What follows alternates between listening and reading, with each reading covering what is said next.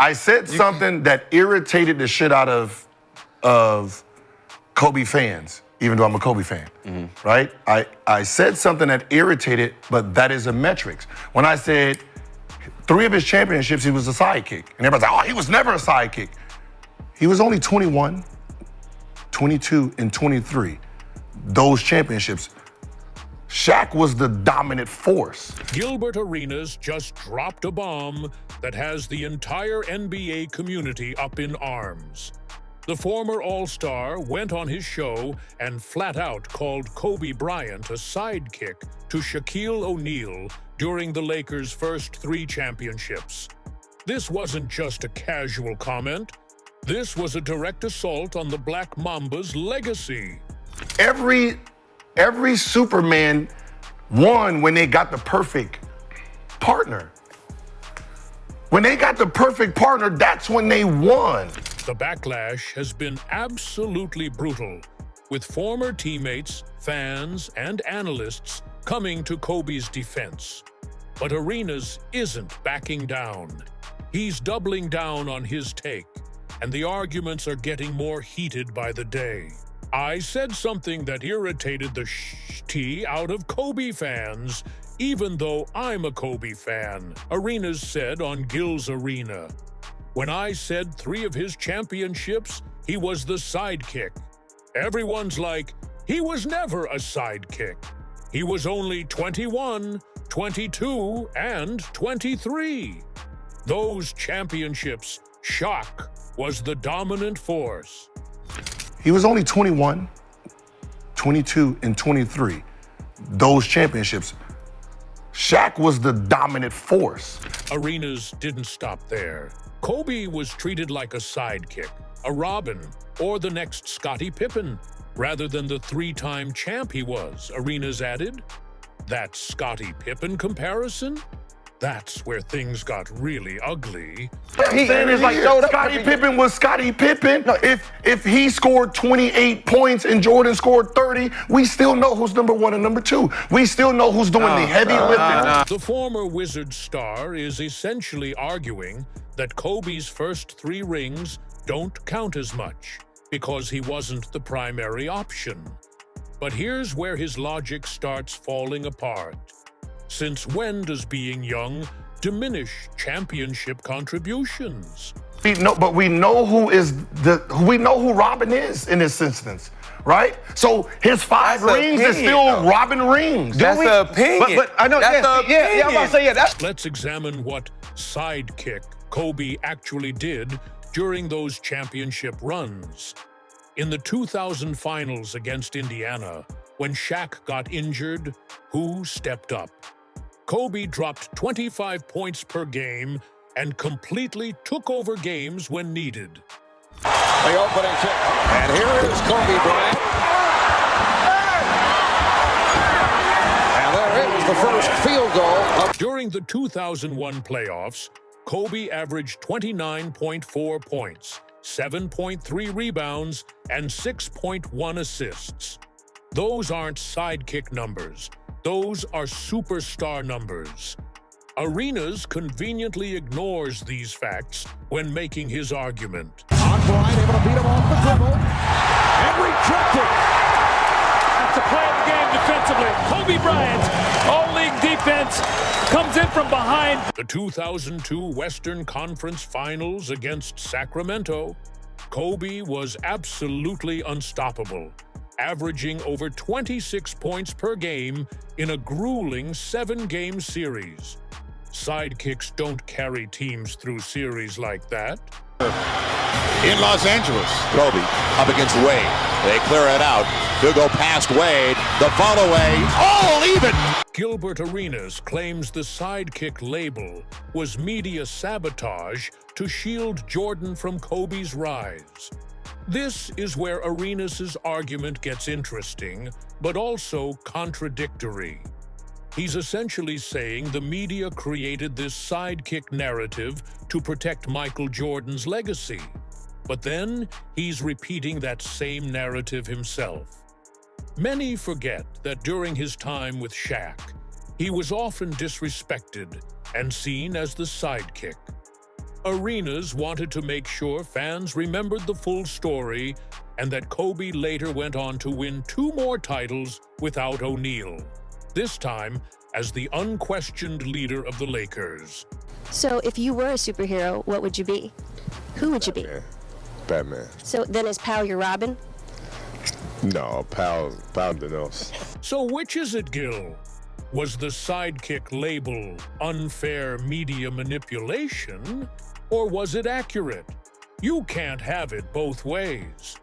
Ron Harper was teammates with Kobe Bryant and Shaquille O'Neal during the tail end of his NBA career, and he isn't a fan of the narrative that the former was a sidekick to the latter. Rest in peace to my boy Kobe, man. He probably as closer as anyone else to ever gonna be competing with MJ. He was a very complete competitor. He patterned his game, walk and talk like MJ and be like MJ. Harper actually played with both legends and saw their dynamic firsthand. His perspective carries more weight than someone watching from the outside. Former teammates understand the reality of who was doing what during those championship runs. The fact that players who were actually in the locker room are pushing back against this narrative should tell you everything you need to know about its accuracy. What I say all the time, my opinion is Mike and then it's Kobe. Who do you think is like similar to Kobe now? Nobody, stop it. Well, I mean, like you got Kyrie and Devin Booker. Stop it. A sports enthusiast added, "No surprise when losers talk, they try to bring down winners." Another user criticized Arenas, saying, "Arenas keeps getting more and more disrespectful about Kobe as time goes on. You wanted to be that guy, bro? It's cool." The fan reaction has been swift and brutal. People are questioning Arenas' motives and pointing out the irony of someone who never won a championship criticizing how others won theirs. Kobe Bryant fans have been going at 3-time NBA All-Star Gilbert Arenas after he made a controversial comparison between the Lakers legend and Scottie Pippen. The Pippen comparison particularly stung because it implies Kobe was never a primary option during his prime years. After former players question Kobe Bryant's legacy, his wife Vanessa and teammate Matt Barnes refused to stay silent. When family members start responding, you know the controversy has crossed a line. People don't know this, but one of the reasons my husband played through injuries and pain was because he said he remembered being a little kid, sitting in the nosebleeds with his dad to watch his favorite player play. I remember asking him why he couldn't just sit a game out because he was hurting. He said, Doesn't matter if I'm sick. It doesn't matter if I have a sprained ankle. The kid that's sitting in there might be the next me sitting up there, watching and trying to get inspiration from that. I need to go out there and play. Kobe didn't want to disappoint his fans, especially the ones in the 300 sections that saved up to watch him play. He never forgot about his fans. If he could help it, he would play every minute of every game. He loved you all so much. Vanessa Bryant rarely engages with critics of her late husband's legacy, but when she does, it's significant. Her involvement shows how deeply these comments have affected the Bryant family and their supporters. The fact that Matt Barnes is also speaking up adds another layer of credibility to the defense of Kobe's legacy. Barnes played against and with many legends. His perspective matters. Arenas backed his point up by talking about Dwyane Wade. He's trying to use Wade's 2006 championship as an example of a young player being the primary option, contrasting it with Kobe's situation. But this comparison falls apart under scrutiny.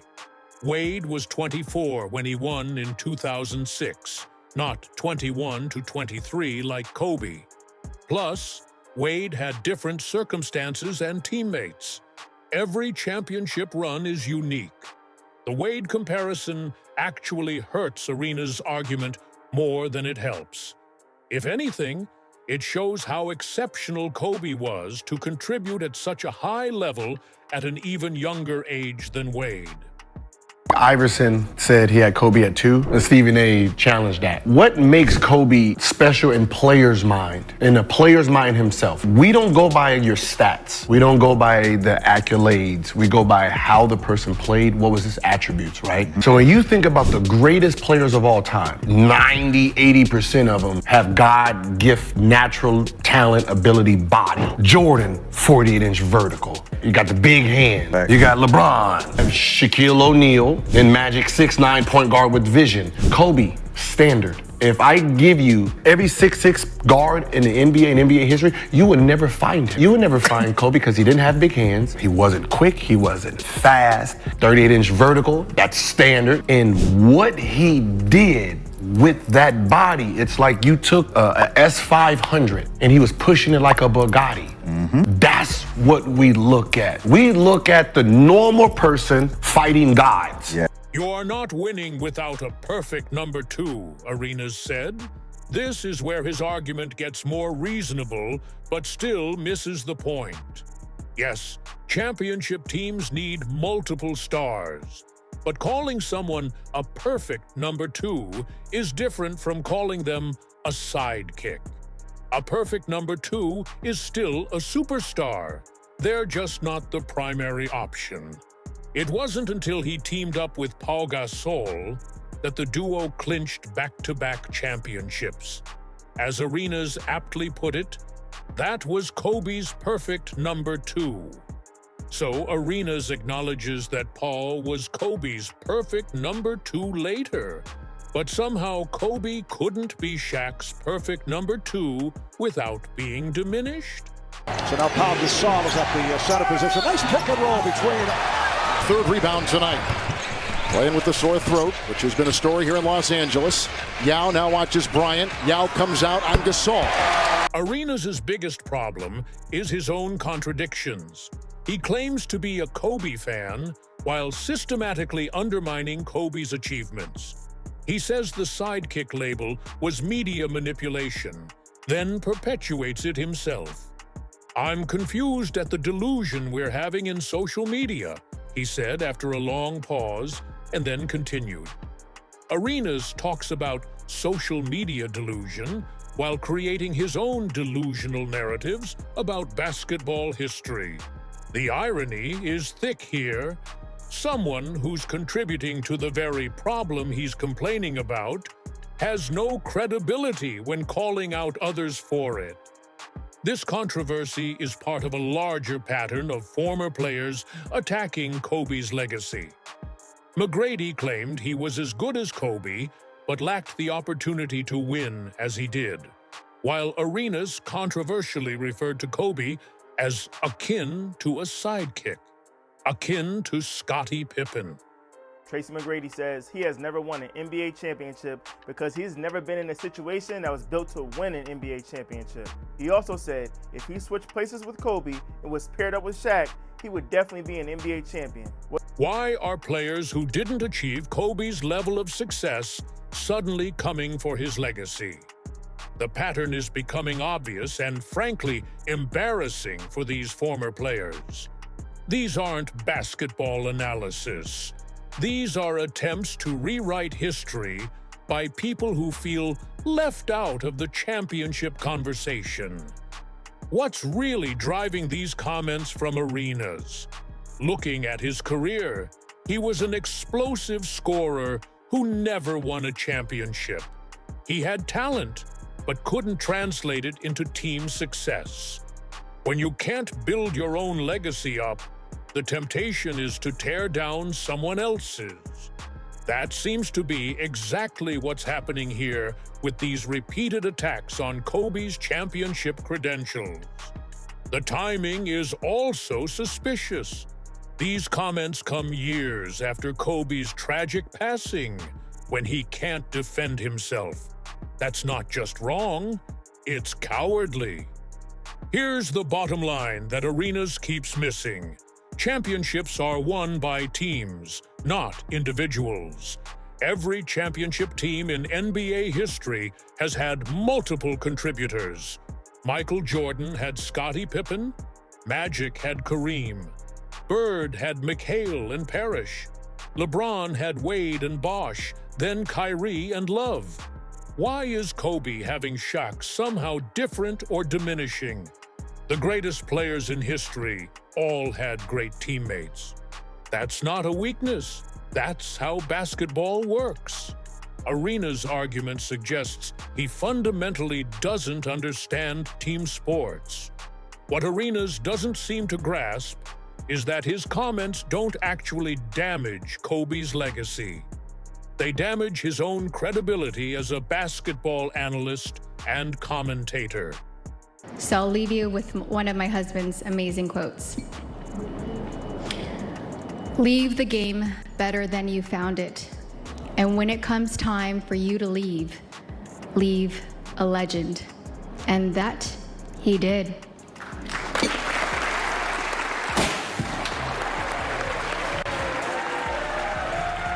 Kobe's place in basketball history is secure. 5 championships, 18 All-Star games, 2 Finals MVPs, 1 regular season MVP, and countless clutch moments. That's not debatable.